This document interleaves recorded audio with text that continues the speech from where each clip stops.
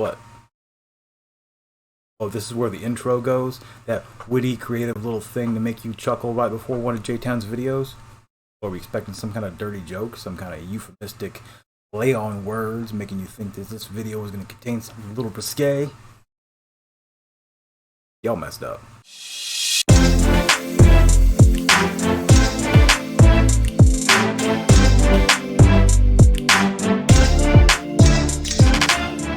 Hey y'all, J-Town here. Today I wanted to just show you the build I've been using on my free-to-play solo challenge that I feel like has really been phenomenal, and that if you don't pull a Zoe or a Bloody Overlord, this is the team you should build to progress. You'll be beating stages a lot higher than you think you should be in normal progression. And I'm going to show you that today. As you can see here, that's the blue Lord of Shadows guy. We are in the zombie quest on the way to Ghost Vault.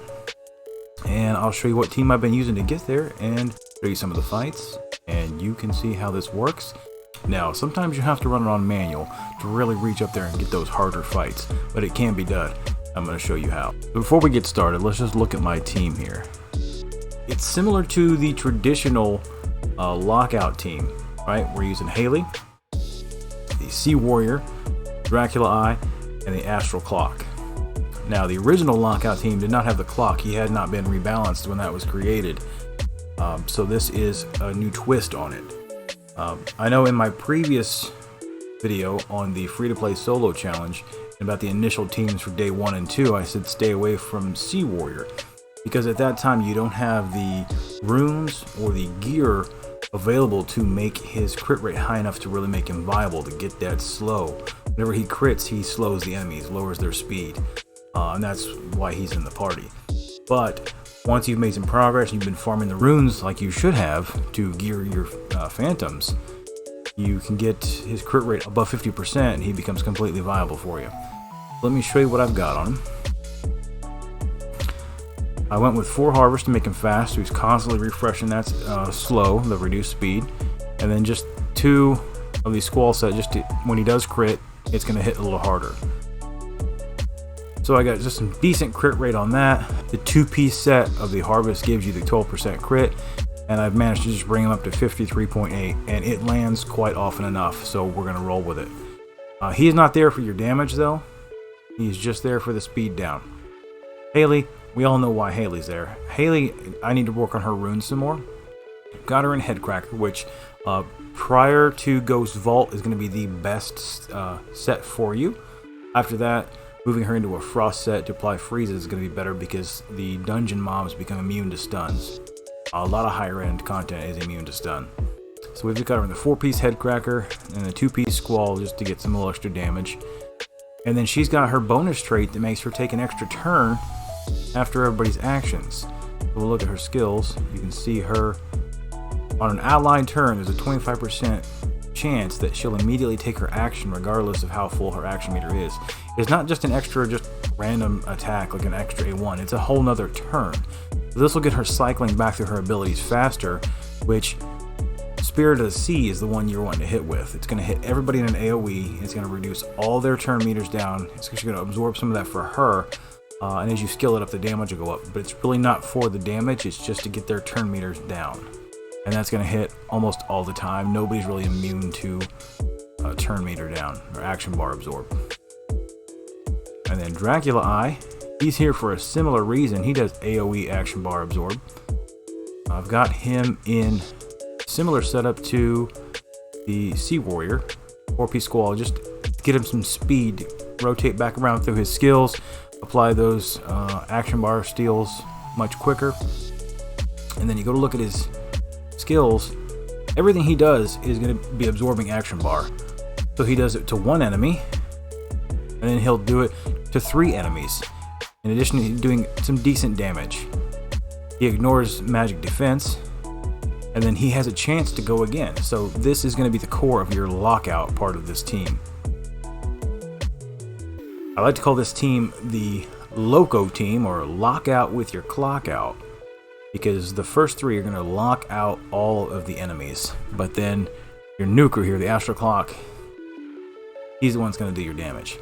The other 3 are just holding everybody at bay, keeping them from taking turns, and then he's going to come in and just knock them out. And the reason he can do that is because his A1, which I've been unlucky in the skill ups thus far, he does at base 50% of his HP as damage in a single hit A1, one target nuke. And then he has a 45% chance of absorbing some attack bar. That's going to happen quite a lot, and the chance goes up as you skill this up. So even though he's your nuker, he's still adding to the action bar absorb mechanic of this entire team. So that's what we call it, lock out with your clock out, and then deliver the knockout. Now his runes, let me show you what I've got for him in runes. I've got the 2-piece harvest here. That's going to give you that crit rate, right? We want a nice crit rate. So when he does deliver those A1s, those HP based attacks, they can crit, but they're not based on physical attack at all, only based on his HP. But they do scale with crit damage, so that's pretty big. And then we've got him in a 2-piece spine set for the HP 25% bonus, and the same thing for a self-healing set, HP by 15% bonus. And then just make him as quick as you can, but in this specific setup where he's the damage dealer, the speed isn't as important as if he was a support in a normal endgame build that's got a Bloody Overlord or Zoe and Puppet and whatnot. Now let's go demonstrate how this works. We're going to take on this zombie fight here.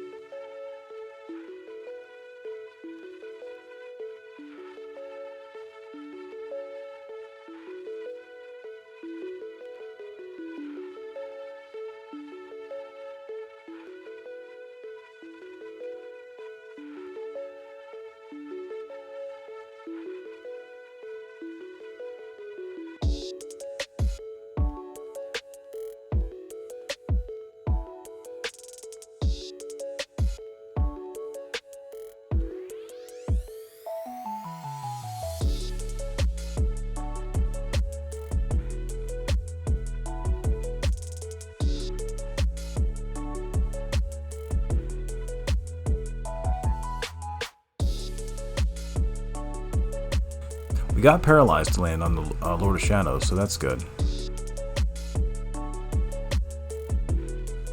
So now Haley's gone.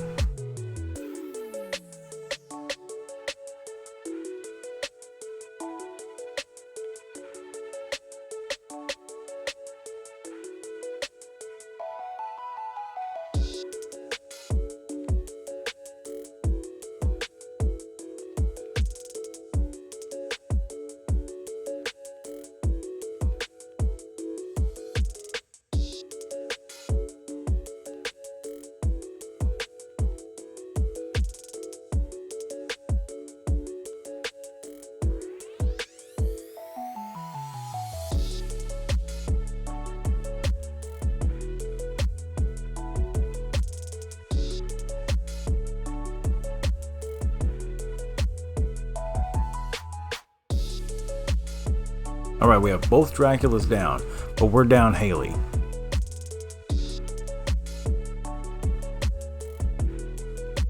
Ideally, I would like to get that down and to keep him out of using that counterattack constantly. You cannot freeze him.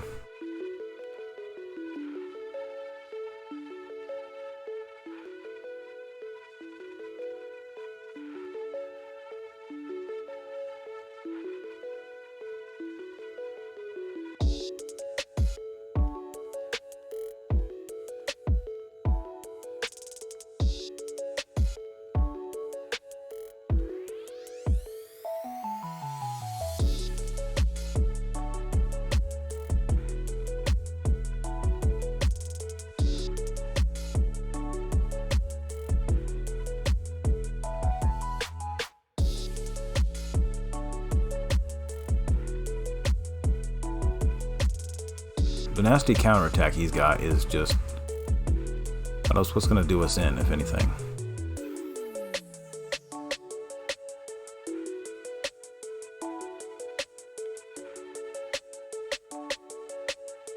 Get a nice big chunk there.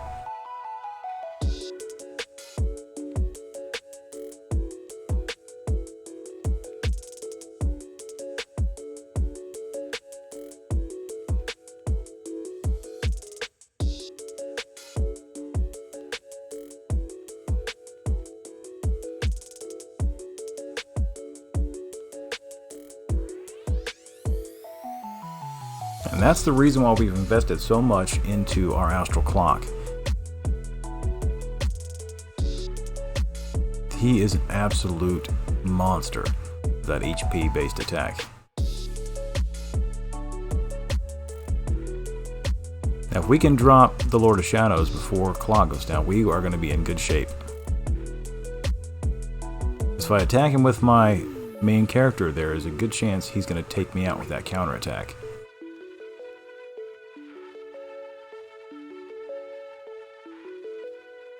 But because we're stacking HP on the Astral Clock for his attack, he is pretty doggone tanky.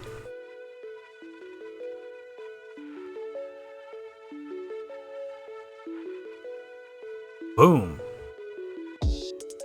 And then it's over, folks. It is over.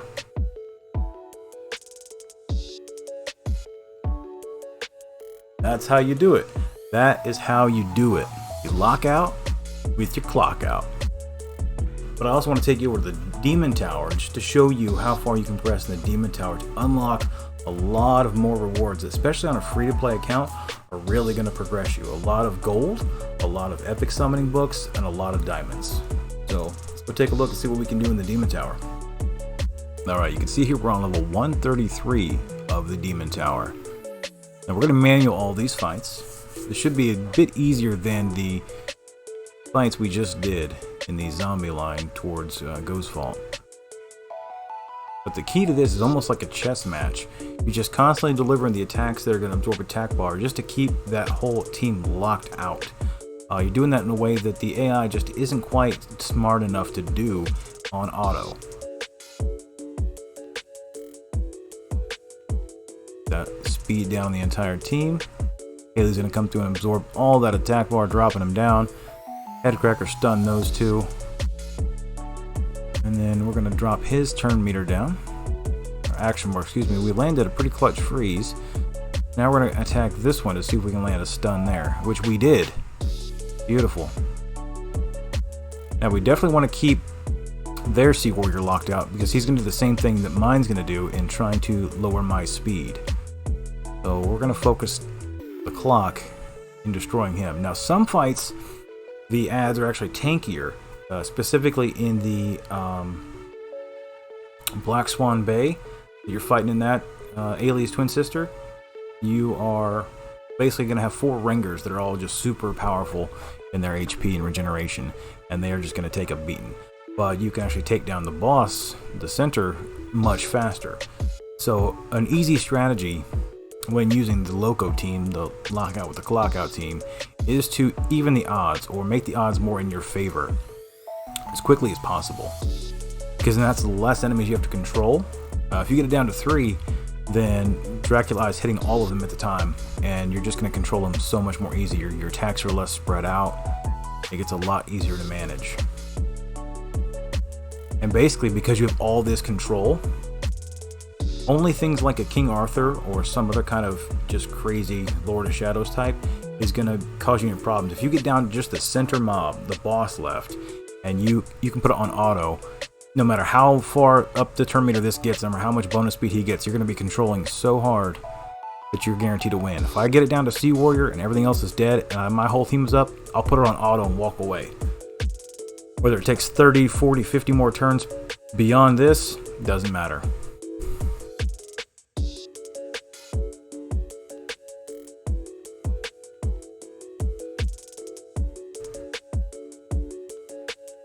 Look at all those stuns. Now, here's a note. Even when they have a control effect on, they have a turn meter, and you're probably saying to yourself, why is that guy frozen so long? Well, he's frozen for a number of turns based on the abilities, but if I'm constantly controlling him, stealing his action meter, it's not taking those turns. Because even a stunned or frozen enemy is still going to be gaining that turn meter, that action bar. And if they're not taking turns, it's not counting down the turns he's frozen. If you do it right, you can keep something stunned or frozen for a long time. And that is the name of the game. Because remember, we're doing this solo. We have no help. We don't have any of the top tier phantoms. We haven't pulled any Zoes. We have no bloody overlords. We have no King Arthurs. We have no Inkaris. Nothing. We haven't spent any money. We haven't got any bonus pulls, bonus summons, nothing. Completely on our own, So we're going to use the game mechanics that we know, our knowledge of the game, and just go to town.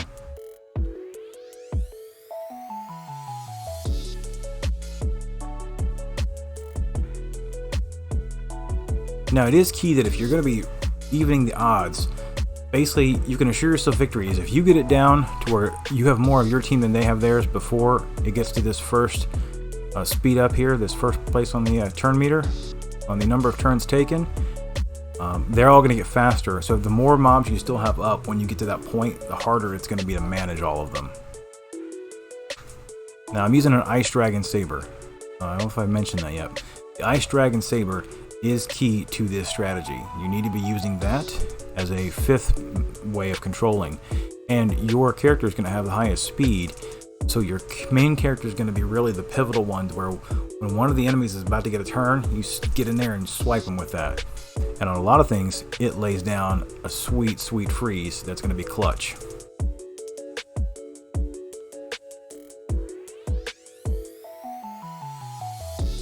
And yes, the fights take longer than most kind of fights you're used to running with, but two things. One, this is a different style of team, and two, we're fighting things way above our level. Like, my character is level 129, these are level 178s.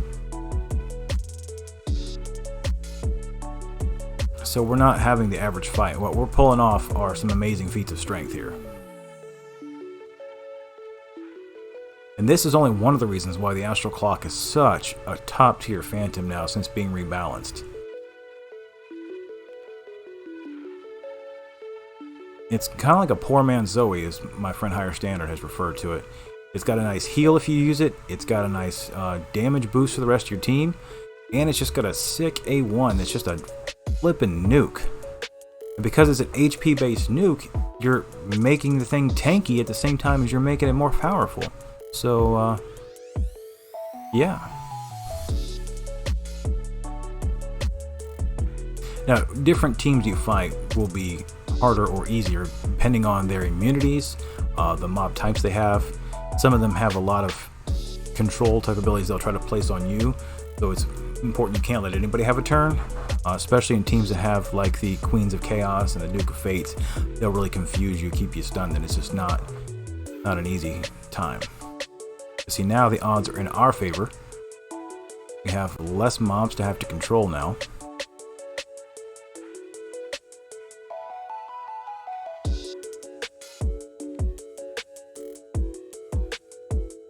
And we are still a ways away from the point to where they get fury and their speed goes up. They're doing a doggone good job keeping everybody locked out. A lot of stuns. And like I said before, the reason that they're staying stunned so long is because our control is not letting them pass any turns that would take down that stun meter, right? Because say they have stunned for 2 turns, I'm not letting them pass any turns, so they're pretty much going to stay that way. So sometimes they'll have mechanics that'll let them get a bonus turn similar to some of your Phantoms, and sometimes those things will transpire and the stun or the freeze will fall off, so you got to be aware of that. So whenever one of them gets a full turn meter, a full action bar, just know that they could come out of one of those CCs by one of those abilities and then be ready to pounce on you. So don't get careless. Because a lot of these fights are going to be hard to the point where if you let up, right, if you make one little false move, that can be deciding victory or defeat. So with this, we pretty much have this guaranteed. We've got the control, we've got the damage. We're just playing it smart. We may have been able to auto this one just because of the mob types that they are. Now when you get to the ones where the main boss in the middle is like the Bloody Overlord or the King Arthur, there's no auto. You have to maintain that lockdown on certain things.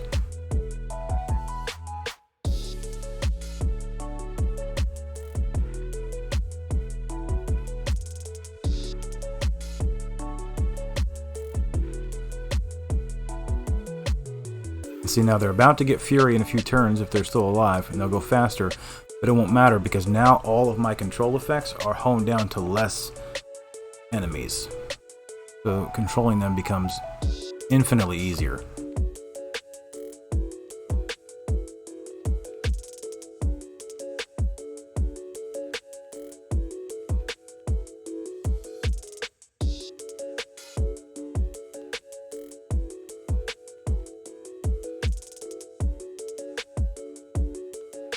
See, now we're in Fury, they go faster, but it doesn't matter because they're not going to get a turn anyway.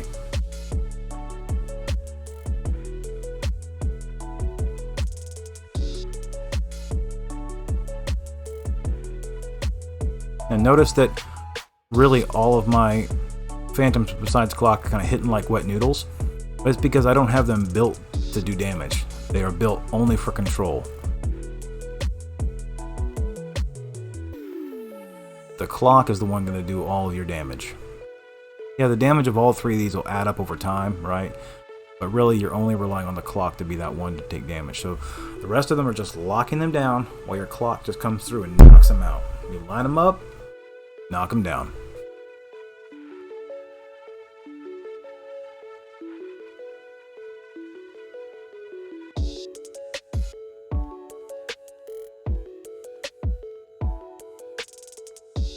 Simple as that. That's level 133 of the Demon Tower. We're going to continue going up the ranks, getting all of these beautiful, beautiful rewards, really adding up to a lot of resources that can really help your free-to-play account. Now, it's important to note, to really make this team succeed, you're going to need an Ice Dragon Saber, the best you can possibly get. Even a low-grade 2-star, gray, green, whatever, you're not really worried about doing as much damage with your character as you are just laying that control effect and that potential freeze with an Ice Dragon Saber. So anyone you can get your hands on will make this team much more effective. Alright, so there you have it. The soloing power of the Loco team, the lockout with your clockout team, is just unmatched. If you're not able to pull a Zoe or a Bloody Overlord, this is the team to build. For solo play, this is the team. Now, it might change up a little bit based on what you want to do with the squads, but for this free-to-play solo challenge, all the way to Ghost Vault, this is the team I'm going to pick every time. And we're still waiting on the news about the test servers, and as soon as we have access to new information, we'll bring it right to you. But until then, my friends, see you in game.